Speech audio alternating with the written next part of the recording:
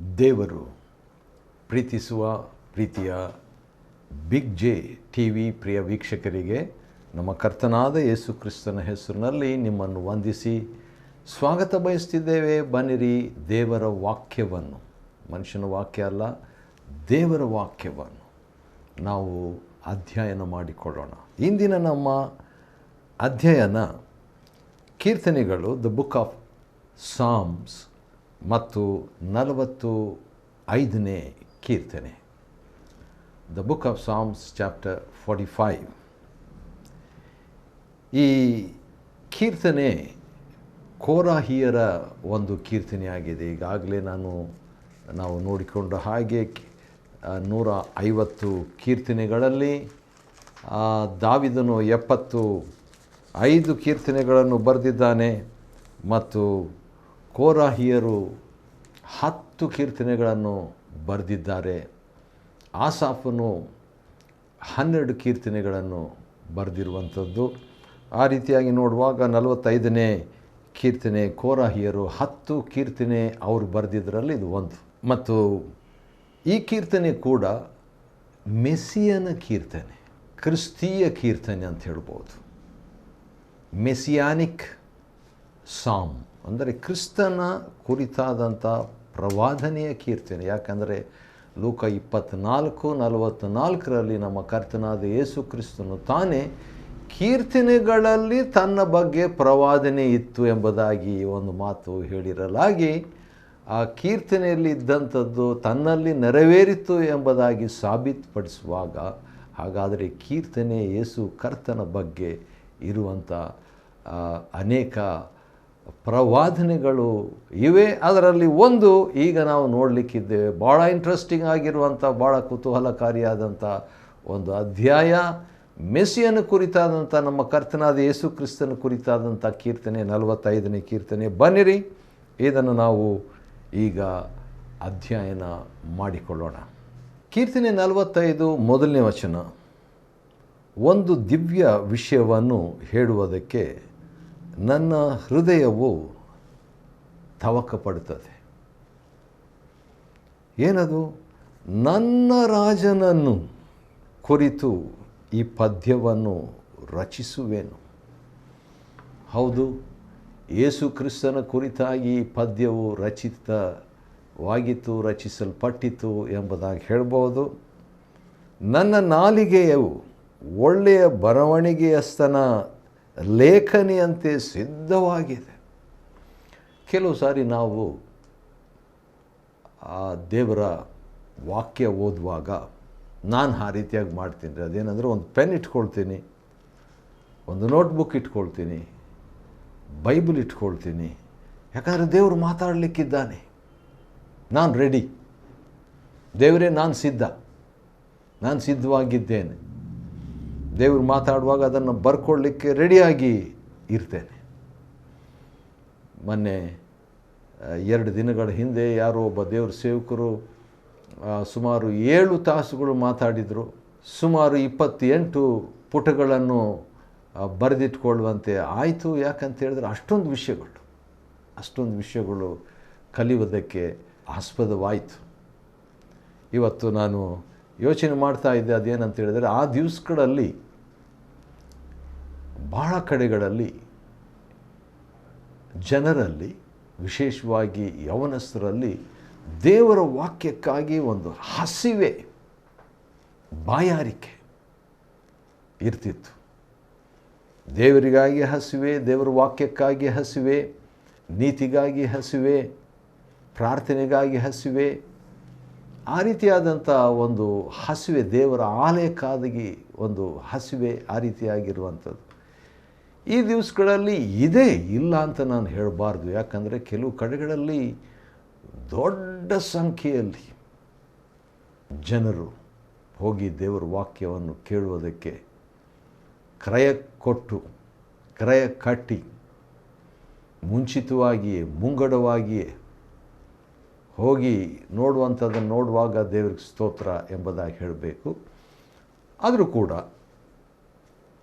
ಏನಂದರೆ, ಕೆಲವು ಕಡೆಗಳಲ್ಲಿ ಆ ಒಂದು ಹಸಿವೆ, ದಾಹ ಕಡಿಮೆ ಆಗ್ತಾ ಇದೆ. ಎಲ್ಲ ಕಡೆಯಲ್ಲಿ ಹಾಗಿದೆ ಅಂತ ನಾನು ಹೇಳಲ್ಲ. ಯಾಕಂದರೆ ಕೆಲವು ಕಡೆ ನಾನು ನೋಡಿದ್ದೇನೆ.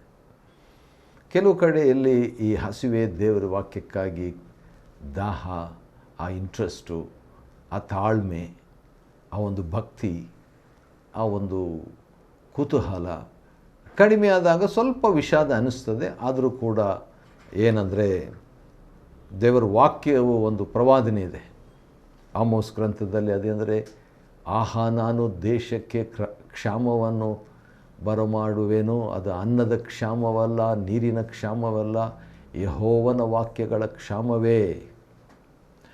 ಆ ದಿನದಲ್ಲಿ ಸುಂದರವಾದ ಯುವಕರು ಯೆಹೋವನ ವಾಕ್ಯಕ್ಕಾಗಿ ಸಮುದ್ರದಿಂದ ಮೂಡಲಿಂದ ಪಡವಲಿಗೆ ಆ ರೀತಿಯಾಗಿ ಒಂದು ಕಡೆಯಿಂದ ಇನ್ನೊಂದು ಕಡೆ, ಒಂದು ದೇಶದಿಂದ ಇನ್ನೊಂದು ಕಡೆ ದೇವ್ರ ವಾಕ್ಯ ಕೇಳೋಣ ಅಂತ ಓಡಿ ಹೋಗ್ತಾರೆ, ಪ್ರಯಾಣ ಮಾಡ್ತಾರೆ. ಓಡಿ ಹೋಗಿ ದೇವ್ರ ವಾಕ್ಯ ಕೇಳಿಸ್ಕೋಬೇಕೆಂಬಂತ ಪ್ರಯಾಣ ಮಾಡ್ತಾರೆ. ಆದರೂ ಅವರಿಗೆ ಸಿಕ್ಕುವುದಿಲ್ಲ ದೇವರ ವಾಕ್ಯ. ಆದರೆ ನಮಗಾದರೂ ಈಗ ಸಿಕ್ಕಿದೆ, ಅದಕ್ಕಾಗಿ ಸ್ತೋತ್ರ. ಹಾಗೆ ದೇವರ ವಾಕ್ಯಕ್ಕೆ ಕ್ಷಾಮ ಅಂತ ಹೇಳಿದರೆ ಲಿಖಿತ ರೂಪದಲ್ಲಿರುವ ದೇವರ ವಾಕ್ಯಕ್ಕಾಗಿ ಅಲ್ಲ, ಅದು ಕೂಡ ಇರ್ಬೋದು. ಮಾಧ್ಯಮಗಳ ಮುಖಾಂತರವಾಗಿ ಬರುವಂಥ ದೇವರ ವಾಕ್ಯ ಅಲ್ಲ ಎಂಬುದಾಗಿ ಹೇಳ್ಬೋದು. ಆದರೆ ಅದು ಕೂಡ ಸಾಧ್ಯತೆ. ಹಾಗಾದರೆ ಎಂಥ ಕ್ಷಾಮ? ಅಂದು ಆಮೋಸನು 8:11 ಇರುವ ವಾಕ್ಯ ಭಾಗದಲ್ಲಿ ಯೆಹೋವನ ವಾಕ್ಯ ಅಂತ ಹೇಳುವಾಗ ದೇವರಿಂದ ನೇರವಾಗಿ ಪಡ್ಕೊಂಡು ಜನರಿಗೆ ಹಂಚಿಕೊಡುವಂಥ ಅಂಥ ವಾಕ್ಯಕ್ಕೆ ಕ್ಷಾಮ. ಹಾಗಾದರೆ ಪ್ರಸಂಗಿ ದೇವರ ಕಡೆಗೆ ಡೈರೆಕ್ಟಾಗಿ ಒಂದು ಸಂಪರ್ಕ ಇಟ್ಕೊಂಡು ದೇವರ ಸ್ವರವನ್ನು ಕೇಳಿ ಕೊಡುವಂಥ ಸಂದೇಶಕ್ಕೆ ಕ್ಷಾಮ. ಹೌದು, ಇದು ವಿಷಾದ. ಸರಿ, 45ನೇ ಕೀರ್ತನೆ ನಾವು ನೋಡುವಾಗ ಯೇಸು ಕರ್ತನ ವಿಷಯವಾಗಿ 2ನೇ ವಚನದಲ್ಲಿ, ನೀನು ಎಲ್ಲ ಮನುಷ್ಯರಿಗಿಂತ ಅತಿ ಸುಂದರನು, ನಿನ್ನ ಮಾತುಗಳು ಬಹಳ ಮಧುರ, ಇದರಿಂದಲೇ ದೈವಾನುಗ್ರಹವು ಯಾವಾಗಲೂ ನಿನ್ನ ಮೇಲಿದೆ ಎಂಬುದು ನಿನ್ನ ಬಾಯ ಮಾತುಗಳಿಂದ ಸ್ಪಷ್ಟವಾಗುತ್ತದೆ. ದೈವಾನುಗ್ರಹ ಯಾವಾಗಲೂ ನಿನ್ನ ಮೇಲಿದೆ ಎಂಬುದು ನಿನ್ನ ಬಾಯಿ ಮಾತುಗಳಿಂದ ಸ್ಪಷ್ಟ. ವಾವ್! ಒಬ್ಬ ವ್ಯಕ್ತಿಯ ಮೇಲೆ ದೇವರ ಅನುಗ್ರಹ, ದೇವರ ದಯೆ, ದೇವರ ಕೃಪೆ ಇದೆ ಅಂದರೆ ಹೇಗೆ ತಿಳ್ಕೋಬೇಕು? ಅವರ ಬಾಯಿ ಮಾತಿನಿಂದ ಬರುವಂಥ ಮಾತು, ಅಭಿಷೇಕದ ಮಾತು, ಶಕ್ತಿಯುತವಾದಂಥ ಮಾತು, ಬಹಳಷ್ಟು ಪುನರಾವರ್ತನೆ ಇಲ್ಲದ ಮಾತು, ಬೋರಾಗಿರುವಂಥ ಮಾತು, ನಿರುತ್ಸಾಹದ ಮಾತು, ಗರ್ವಿಷ್ಠ ಮಾತು, ದೇವರ ವಾಕ್ಯ ಸಾರಿದರೂ ಕೂಡ ಪ್ರಸಂಗಿ ಹೆಚ್ಚಳಿಕೆಯ ಮಾತು, ಇವೆಲ್ಲ ಇದ್ದರೆ ಬಹುಶಃ ದೈವಾನುಗ್ರಹ ಆ ವ್ಯಕ್ತಿ ಮೇಲೆ ಇಲ್ಲ ಎಂಬುದಾಗಿ ತಿಳ್ಕೊಳ್ಬೋದು. ನಾನು ಆ ರೀತಿಯಾಗಿ ಇರಬಾರ್ದಂತ ಇಷ್ಟಪಡ್ತೇನೆ. ಯಾಕಂತ ಹೇಳಿದ್ರೆ ಕೊಲೊಸ್ಸೆ 4:6 ಯಾವಾಗಲೂ ನಿನ್ನ ಮಾತು ಇಂಪಾಗಿರಲಿ, ಕೃಪೆಯಿಂದ ತುಂಬಿರಲಿ ಎಂಬುದಾಗಿ ಪೌಲನ ವಾಕ್ಯ ಇತ್ತೀಚೆಗೆ ನಾನು ಧ್ಯಾನ ಮಾಡ್ತಾ ಇದ್ದೇನೆ. ಬರೀ ಧ್ಯಾನ ಮಾಡುವಂಥದ್ದು ಮಾತ್ರ ಅಲ್ಲ, ಅದನ್ನು ಅಧ್ಯಯನ ಮಾಡೋದು ಮಾತ್ರವಲ್ಲ, ಅನ್ವಯ ಅಪ್ಲಿಕೇಶನ್ ಆಫ್ ಗಾಡ್ಸ್ ವರ್ಡ್.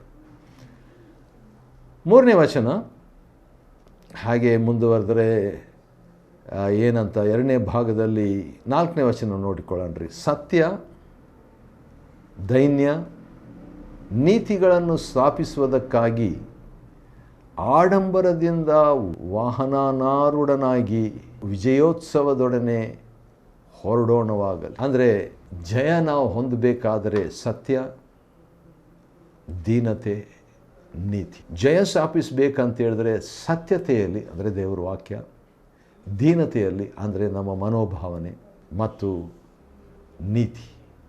ನಮ್ಮ ನೀತಿ ಅಲ್ಲ, ನಮ್ಮ ಸ್ವನೀತಿ ಅಲ್ಲ, ದೇವರು ಕೊಟ್ಟಂಥ ನೀತಿ, ಆತನ ಹೆಸರು, ಆತನು ಕೊಟ್ಟ ಕೊಡುಗೆ, ಆ ರೀತಿಯಾಗಿ ನಾವು ಹೋಗ್ತಕ್ಕದ್ದು. ನೆನಪಿರಲಿ, ನಾವು ಕೀರ್ತನೆ 45ನೇ ಅಧ್ಯಾಯವನ್ನು ಅಧ್ಯಯನ ಮಾಡಿಕೊಳ್ತಾ ಇದ್ದೇವೆ. ಅದರಲ್ಲಿ ನಾವು ಇದು ಮೆಸ್ಸಿಯನ ಕುರಿತಾದಂಥ ಕೀರ್ತನೆ ಎಂಬುದಾಗಿ ನಾವು ನೋಡಿದ್ವಿ ಮತ್ತು ಅದನ್ನು ಮುಂದುವರಿಸ್ತಾ ಇದ್ದೀವಿ.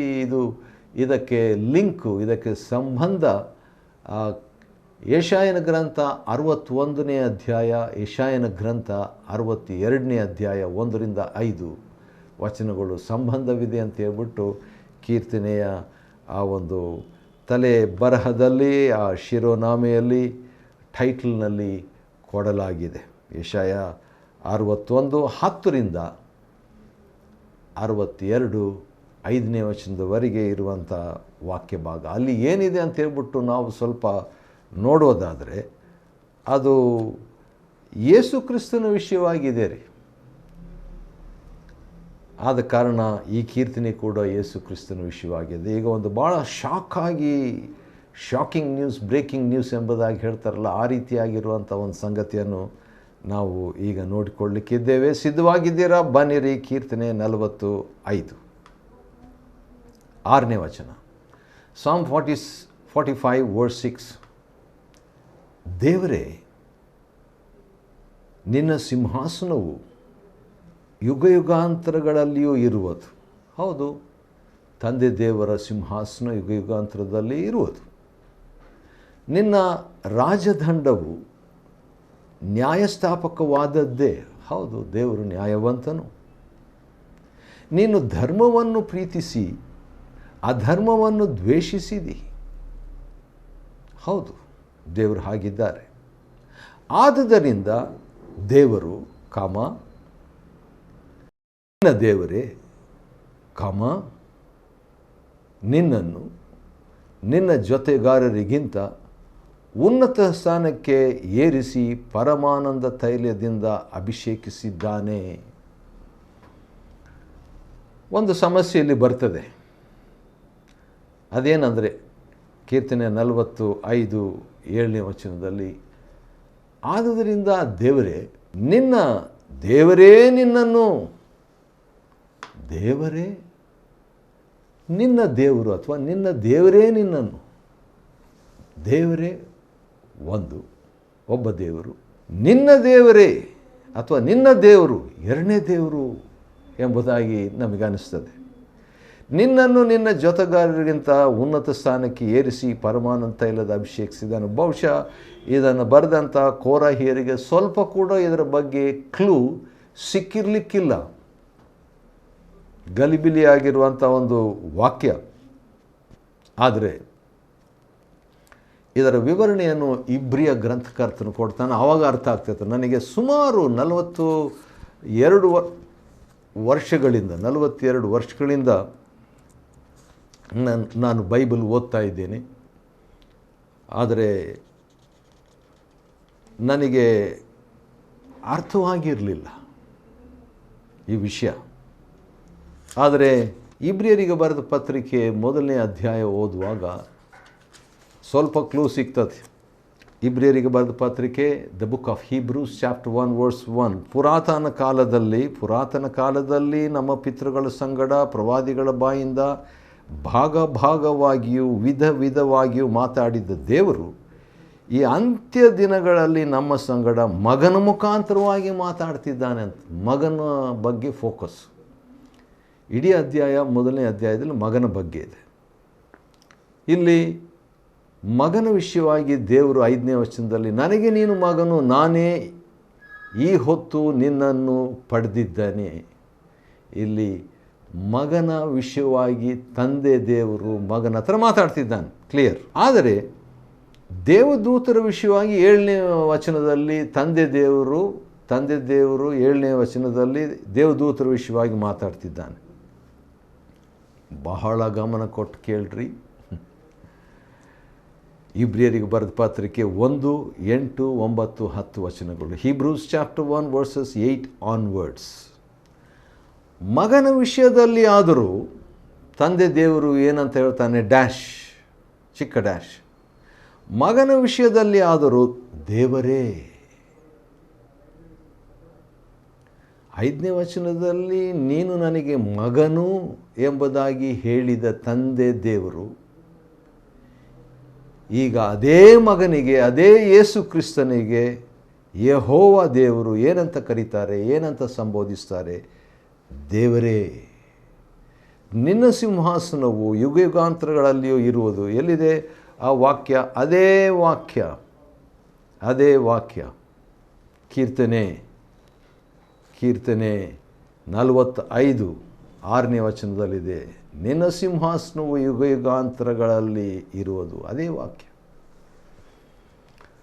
ನ್ಯಾಯದಂಡವೇ ನಿನ್ನ ರಾಜದಂಡವಾಗಿ, ನಿನ್ನ ಧರ್ಮವನ್ನು ಪ್ರೀತಿಸಿದೆ, ಆ ಧರ್ಮವನ್ನು ದ್ವೇಷಿಸಿದೆ. ಆದುದರಿಂದ 9ನೇ ವಚನ ಗಮನಿಸಿರಿ, 2ನೇ ಭಾಗ. ಆದುದರಿಂದ ದೇವರು, ನಿನ್ನ ದೇವರೇ ನಿನ್ನನ್ನು ನಿನ್ನ ಜೊತೆಗಾರರಿಗಿಂತ ದೇವರು. ಆದುದರಿಂದ ದೇವರು, ನಿನ್ನ ದೇವರೇ ನಿನ್ನನ್ನು.